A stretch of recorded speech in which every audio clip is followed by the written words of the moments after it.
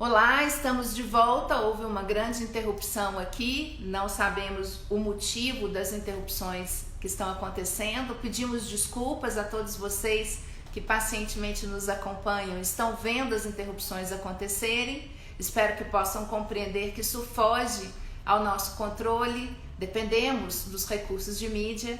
E gostaria de agradecer a todos vocês que compareceram aqui no primeiro bloco. Vamos ao segundo bloco. Nós estamos aqui conversando com o Dr. Renato Bretes Pereira, promotor de justiça, mestre pela PUC de Minas Gerais. É ele que é formado pela Casa de Afonso Pena, nossa querida vetusta Universidade Federal de Minas Gerais, e também é promotor de justiça aqui em Minas Gerais. E atua especificamente com processos coletivos e tem uma experiência grande nesse sentido. Nós estávamos discutindo até aqui, nesse momento, sobre a repercussão da pandemia sobre os contratos públicos e especialmente sobre a necessidade de que os contratos públicos sejam renegociados ou sejam revisitados, tendo em vista as consequências que a pandemia provoca. Um dos pontos de vista que foi colocado aqui pelo Dr. Renato até agora é de que existem em alguns tipos de contratos, como é o caso das concessões de PPPs, uma matriz de risco que poderia socorrer na análise desses casos. E para os casos onde não existe uma matriz de risco, que é a grande maioria dos contratos de concessão que estão sob a égide da Lei Geral de Concessões, que é a Lei 8987, por não existir, a época em que essa lei foi criada na década de 90, uma experiência sobre matriz de risco, os riscos foram colocados integralmente nas costas de uma das partes e que, portanto, neste momento é necessário renegociar de que forma cada parte deve ser responsável, ao mínimo, em parte das consequências advindas desse período.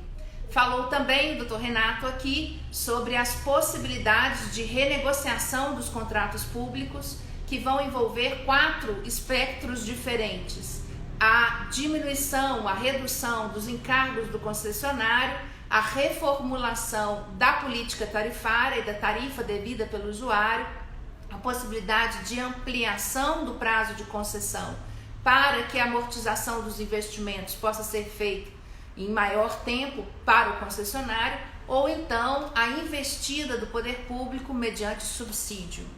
E em seguida dizíamos que, embora a redução dos encargos do concessionário possa parecer ser uma hipótese menos dolorosa a princípio, ela pode se transformar numa grande dor de cabeça se os órgãos públicos não se atentarem para o prazo dessa discussão. Não é possível que a gente apenas reduza os encargos do concessionário e deixe esse concessionário minguar até que o reequilíbrio seja proposto e feito na prática. Vou tentar aqui mais uma chamada do Dr. Renato. Sabemos a origem das interrupções. Dr. Renato, quando o senhor estiver me ouvindo, por favor, interrompa a minha fala, por gentileza, para que a gente possa, então, ouvir ao senhor. Olá. Oi, doutor Renato. Vamos tentar mais uma vez? Vamos. Estávamos falando sobre o problema do tempo, que o administrador não pode demorar demais a ponto de minar as possibilidades das concessionárias continuarem erguidas. Sim, sem dúvida. A negociação tem que começar imediatamente. O que tem que ser entendido é que, em última instância, né, se os acordos não forem celebrados, quem vai perder com a continuidade do serviço também é o usuário, né, que necessita deles. Geralmente, serviços concedidos são serviços de primeira necessidade. Então, tem que sentar e tem que conversar com muito bom senso por parte de ambas as partes contratantes, né, levando-se em conta as dificuldades que...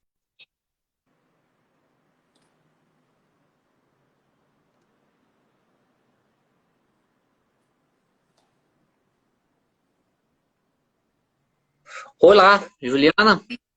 Sim, considerando as dificuldades, né, desse diálogo. E, doutor Essas... Renato, eu vou lhe Oi, provocar aqui a uma reflexão junto comigo. sim. Se o poder público demora nessa tomada de diálogo, estaria o concessionário com as portas abertas para o judiciário, para cobrar que esse diálogo efetivamente aconteça como uma obrigação de fazer, certo? Certo, sem dúvida, o Poder Judiciário está aberto para todos, né? O artigo 5º, inciso 35 da Constituição, né? Agora, isso você tem que ser compreendido como uma situação excepcional, né? O que eu defendo é que esses riscos sejam compartilhados pelas partes, né? Houve um evento, né, razoavelmente imprevisível, né? Ninguém esperava passar por isso, né? Nós tivemos um abalo.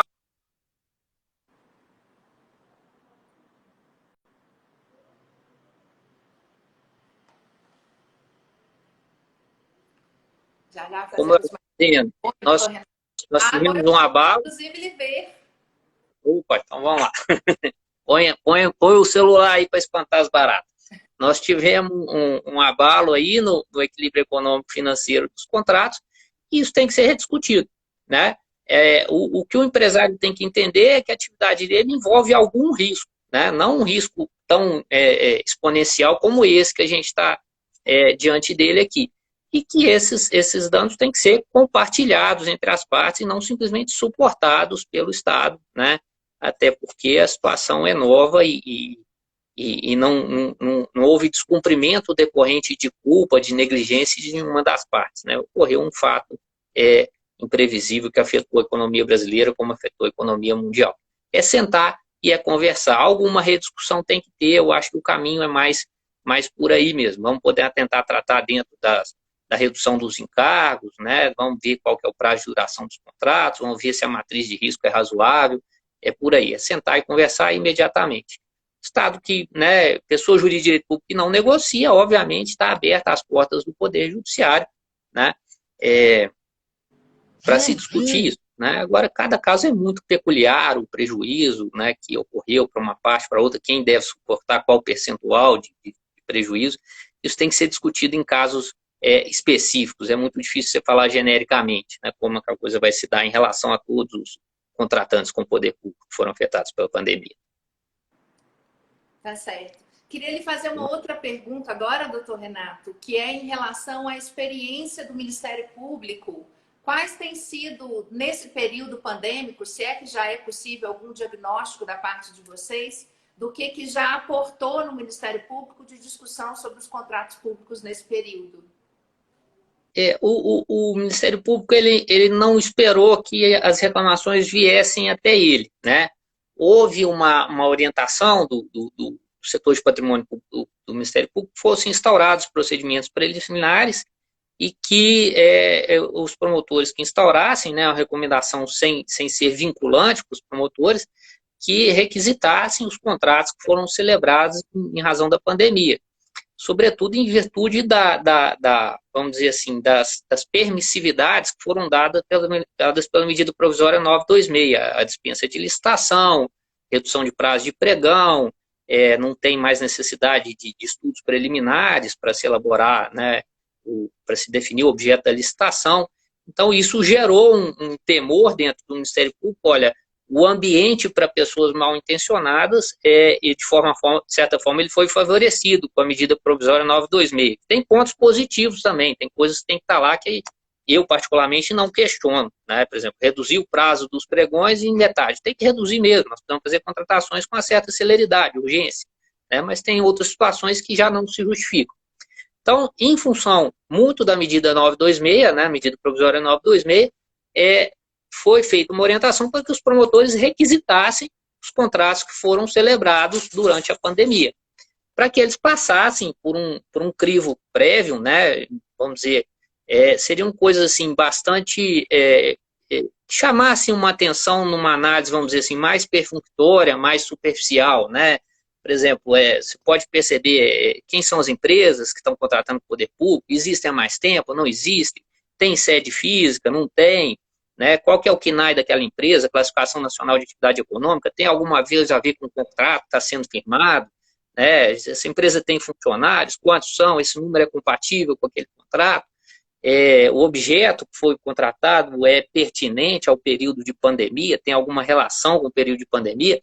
Isso é simplesmente uma análise preliminar para, se eventualmente detectado algum indício mais significativo, num segundo momento, instaurar um inquérito civil público. né, não se esperou que se chegassem denúncias até o Ministério Público. Eles foram atrás. Para você ter ideia, o último levantamento que eu fiz, tem mais ou menos uns 10 dias, né, foram 254 procedimentos instaurados em 86 promotorias. Né, eu acredito que sejam, como uma promotoria engloba mais ou menos o âmbito de uma comarca, né, então seriam 254 municípios. Esse número já cresceu um pouquinho. E simplesmente aquele negócio de estar acompanhando, né? Você requisitar os contratos, né? E o gestor público tem muitos bem intencionados, mas o mal intencionado já, olha, já está olhando, já está difícil de fazer, é quase que uma atuação preventiva, né? Uhum. E por aí vai, né? Se eu fosse falar para vocês quais que são as formas mais comuns, né? Talvez elas não difiram muito do que é feito nos contratos, nas licitações e dispensas das licitações em geral. Fraude contra o patrimônio público, como eu estou há 4 anos no GEP, né, que é o Grupo Especial do Patrimônio Público, o que me impressiona é a diversidade de maneiras como se pode frustrar um procedimento licitatório.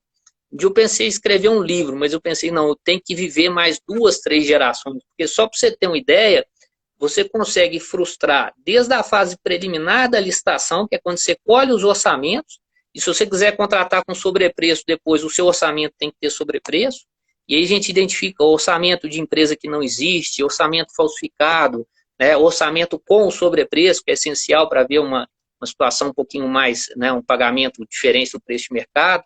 Nos editais, né, cláusulas que restringem competitividade, cláusulas que exigem eu particularmente tenho terror daquele chamado atestado de visita técnica, né? Que é você pedir a um representante da empresa para ir ao local para conhecer o serviço. É ali que, quando o agente público é mal intencionado, eu não quero de forma alguma generalizar, né? Tem pessoas extremamente honestas aí na carreira pública, mas infelizmente eu trabalho com o lado escuro, né? O que chega para a gente é o que não foi bem feito, que foi bem feito nem passa lá na porta da promotoria, né? A gente vê lá que no atestado de visita técnica é o momento em que, né, você vai espantar o concorrente indesejado e você vai, né, passar a mão na cabeça do concorrente que já está previamente acordado, né? Já havia edital sem ser publicado, de licitação, já havia edital com o endereço falso da Câmara Municipal, onde deveria ser pegado o edital, o aviso de edital com endereço falso, né? Eu já vi acordos em pregões presenciais, eu não entendo como ainda tem município que faz pregão presencial, parece que a União, a partir de julho ou agosto agora, nem faz repasses mais, convênios da União não podem ser licitados se não for por pregão eletrônico. Pregão presencial ele é nefasto para a honestidade, porque as pessoas se reúnem no mesmo dia, numa mesma sessão, chegam com uma certa antecedência e ali é um ambiente propício para quem está mal intencionado. Repito, não faço pré-julgamento de ninguém. Se tiver mal intencionado, é ali mesmo. Está ele e os 4, 5 concorrentes, ali se tem 5, 6 lotes, é ali mesmo que acontece a divisão entre lotes, se tivermos diante de pessoas mal intencionadas. A gente não pode ser inocente e também não pode generalizar que acontece isso, né? Contratos que não regulamentam a fiscalização dos serviços públicos, quem vai fazer fiscalização, como vai ser feita. O procedimento de liquidação de despesa no Brasil, ele é pífio, ele é regularizado, para você ter uma ideia, por uma lei de 1964, a lei 4.320, né? E o mundo evoluiu muito de 64 para cá. Você comprovar que um serviço ou que um produto foi entregue ao poder público em 1964, você comprovaria de uma forma. Hoje você tem uma infinidade de serviços, produtos diferentes, então a forma de liquidar, de comprovar que aquele que contratou com o poder público entregou aquele serviço, entregou aquele produto que ele vendeu ao poder público, é muito diferente do que acontecia em 1964. Mas a lei é a mesma, e a gente trabalha com a mesma lei. Fraudes no pagamento, às vezes todo o procedimento licitatório foi tudo bem feitinho, certinho, não teve nada de errado, né? Mas aí na hora de pagar se exige uma vantagem indevida para pagar.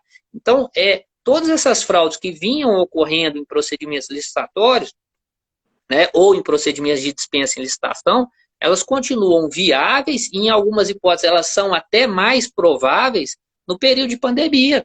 Porque se você pegar a 926 lá, tem uma hipótese lá em que pode-se dispensar, por exemplo, de forma justificada, obviamente, pesquisa de preço. Eu estava lendo notícia agora de máscara, caixa de máscara que era comprada em fevereiro por R$86, passando a ser comprado por R$1.186. Eu não sei nem a estatística, aumento de mais de 1000%. Então, ela tem um potencial risco, a medida provisória 926, o que a gente vinha vendo antes das licitações, né? Repito, não quero generalizar nada, isso o ambiente para que isso ocorra com mais frequência, de forma mais grave, ele existe. Agora, a medida provisória potencializa isso, né? Todos esses riscos da despesa pública, eles ocorrem. Eu acho que, para concluir minha fala, eu acho que independentemente de estarmos ou não no período de pandemia, o que a gente precisa é rever, né, muita coisa no que diz respeito à despesa pública no país, como é que ela é feita, né? Eu acho que já passou da hora, né, de a gente ter bancos de dados nacionais para essas cotações de preços que instruem, né, as licitações. A gente tem, mas eles não são oficiais, eles não são obrigatórios, né? Portais de compras a gente tem na União, tem no Estado, mas não tem em alguns municípios, na maioria deles, né? Seria interessante ter o portal de compra, o equivalente ao Comprasnet lá da União, em vários municípios, está tudo ali, tudo é publicado ali, aquela publicação ali ela tem idoneidade, mas a gente não vê isso em alguns municípios, né? A lei de liquidação nem se fala, né? A desatualidade dela é muito grande. Eu tenho dúvidas até se é possível fazer uma nova lei regulamentando a liquidação da despesa, se não seria mais eficiente deixar isso a cargo do poder regulamentar, né? Do poder público, né? Respeitados aí uma certa, vamos dizer assim, hierarquia, no sentido de que cabe à União traçar regras gerais, porque a diversidade de despesas que tem que ser liquidadas é muito grande, né? E eu acho que o ponto final e o que a gente está precisando, para a gente não falar que estamos falando só do que tem de errado, o que podia ser feito para melhorar isso, né? Pagamentos em ordem cronológica, né, do poder público, a exemplo do que ocorre nos precatórios, né? Que os pagamentos regulares fossem em ordem cronológica. Isso acaba com a negociação na hora de receber. Eu não preciso ser amigo ou inimigo de ninguém para receber por um serviço que eu prestei ao poder público, que foi liquidado, que foi atestada a ocorrência dele perante o fiscal do contrato, né, que não tem qualquer tipo de dificuldade. Então, basicamente é isso. O período de pandemia ele vai ter as mesmas dificuldades do período anterior à pandemia, né, no que diz respeito às fraudes em licitações, com, né, mecanismos para que elas ocorram, de certa forma, facilitados pela medida provisória 926. Nós acreditamos que os espíritos que estão já imbuídos da má-fé ou da desonestidade vão encontrar nesse período talvez um pouco de terreno fértil. O que a gente espera é que os bons administradores não se sintam intimidados pelos termos genéricos dessas legislações e deixem de agir a tempo. Temos aqui uma grande preocupação que o tempo não inviabilize a fruição dos direitos por parte dos cidadãos em geral, né? E para isso é necessário que o Ministério Público seja nosso parceiro nessa busca do gestor para que ele esteja a tempo agindo, para que o tempo não seja um gravame para situações que poderiam beneficiar o cidadão, né? Sem dúvida. Para a gente poder encerrar aqui, doutor Renato, eu gostaria de fazer mais uma pergunta para o senhor e deixar, inclusive, o nosso tempo final para que o senhor possa fazer as suas considerações. Eu gostaria que o senhor pudesse nos dizer sobre um ponto que nos preocupa bastante. Em direito administrativo, a gente tem um universo muito grande de termos indeterminados, de termos abertos. Aquilo que na teoria do direito a gente chama de palavras gordas, né? O que seria emergência, o que seria calamidade, o que seria urgência e vários outros termos que estão já na nossa legislação tradicional, mas que também aportaram na legislação específica da pandemia. A medida provisória 926, a lei 13.979, que são mecanismos típicos da pandemia e que fizeram uso em larga escala de termos indeterminados. E o preenchimento desses termos indeterminados, muitas vezes, leva no futuro a gente discutir se a pessoa preencheu corretamente ou não aquele sentido, e às vezes um gestor ser processado pela forma como ele preencheu a noção de urgência, de ser devido ou não ser devido, de ser importante, né? De ser resultado da calamidade, de ser interligado à noção de saúde pública ou não. O senhor, na sua posição de promotor, o que o senhor diria né? Como é a melhor forma de a gente preencher esses conceitos indeterminados? Juliana, a medida provisória, ela traz uma certa segurança para o gestor contratar, porque ela traz algumas presunções, né? A presunção de que a situação de calamidade, ela não precisava nem existir nesse ponto. Por quê? Porque você pega lá o artigo 24 da lei de licitação, né? Permite-se a dispensa de licitação em caso Acho de que travou. calamidade.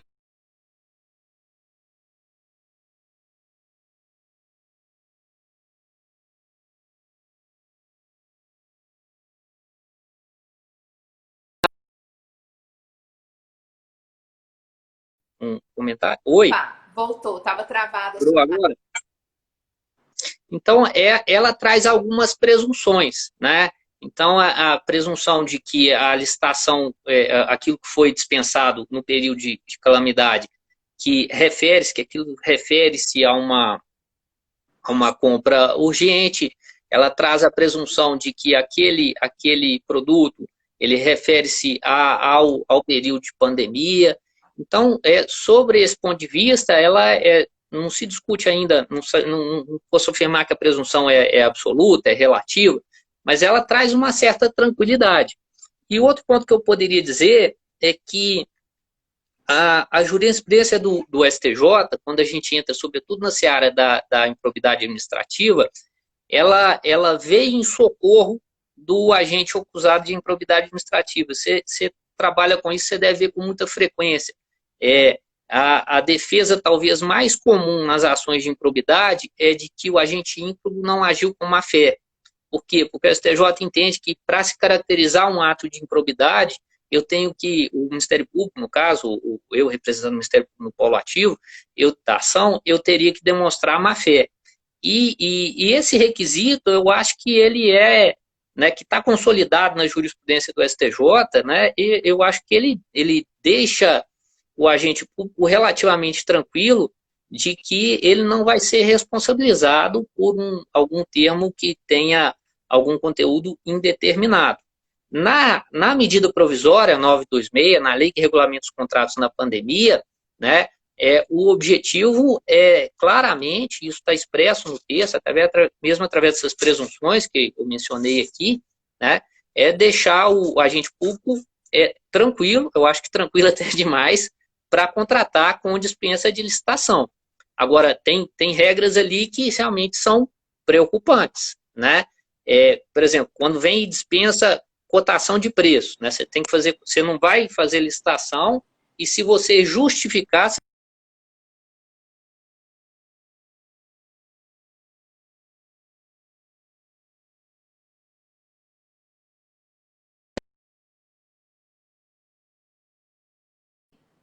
Os oi, Lucas. Oi, doutor. estão ouvindo agora? Sim, agora. Então, tem algumas situações lá na medida provisória que elas são, assim, de se ficar, né, de orelha em pé, de se assustar, né? Permite compra de produtos usados, né? Bom, vai comprar usado, mas, né? Então tem que oferecer garantia. Que garantia seria essa, né? O que vale uma garantia dependendo do patrimônio que a empresa tem, né? É uma coisa questionável, né, dispensa de documentação de regularidade fiscal e trabalhista de outra empresa, dispensa de outros requisitos de habilitação, né, contratação de servidor inidôneo, isso tudo está valendo, né, na medida provisória 926. Ela tem um lado preocupante, ela tem regras que são aceitáveis, elas têm regras que são compreensíveis, né, como eu disse, reduzir prazo de pregão, né, publicar apenas no site, não precisa publicar no Diário Oficial, né, dispensa de estudos preliminares, né, um termo de referência simplificado nos pregões, tudo isso é válido, mas ela tem regras muito preocupantes. E eu acho que a medida provisória, com as presunções de que, né, aqueles fatos serão utilizados, que aquelas compras são referentes à pandemia, que a licitação é dispensável, mas a exigência de má-fé do administrador público nas ações de improbidade, que é feita pela jurisprudência do STJ, pacífica e tranquila há anos e anos, ela pode deixar, pelo menos no que diz respeito à AMP, o administrador público tranquilo de que ele não vai ser responsabilizado por ato de improbidade em virtude dessas compras, não. Doutor com Renato. base em termos genéticos, né? Nosso tempo está terminando, é uma pena.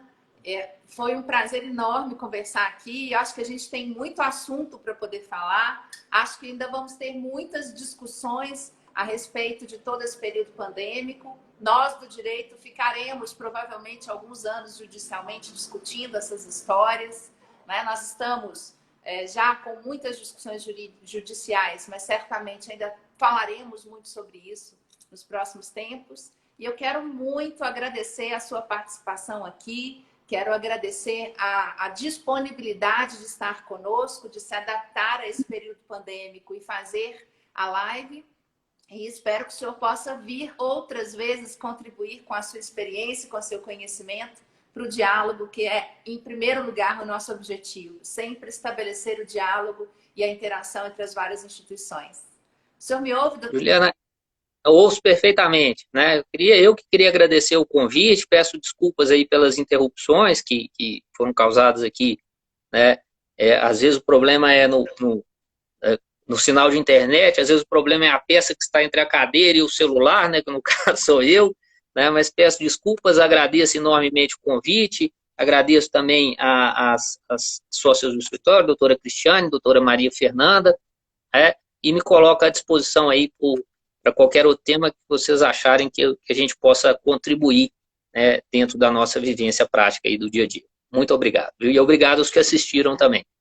Muito obrigada ao senhor e muito obrigada a todos que nos acompanham. Nós vamos manter esse material no feed do Instagram e em breve no canal no YouTube. Espero que vocês possam nos acompanhar também por lá. A Carvalho Pereira Fortini agradece ao senhor e agradece ao Ministério Público a criação desse diálogo e a participação nesse espaço dialógico, que é o que a gente considera que deve ser o direito do futuro.